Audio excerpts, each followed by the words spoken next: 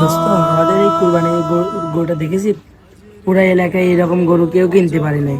আমাদের গরুটা সব থেকে বড় গরু, অনেক সুন্দর। এবার আমাদের কুরবানিটা অনেক ফাটাফাটি হবে। দেখে গরুটা কত বড়। মাশাআল্লাহ, গরু তো অনেক সুন্দর হয়েছে, কিন্তু কোরবানির আসল সৌন্দর্য তো গরুর সাইজ না, আসল সৌন্দর্য হলো আমাদের নিয়তে। মানে বুঝলাম না।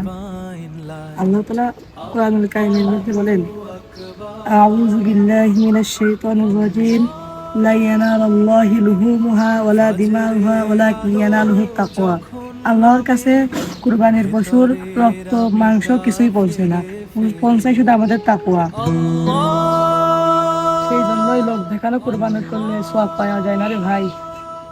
কুরবানি শুধু ত্যাগের নয়, মনের পশু ত্বকে দেয় আমি তো ভুলেই গিয়েছিলাম। শান্তি। তুমি আমাকে সঠিক সময় মনে করে দিলে। আল্লাহ তাআলা যেন আমার কুরবানি কবুল করেন, আমিন। চলো তাহলে নিয়ত পরিষ্কার করি।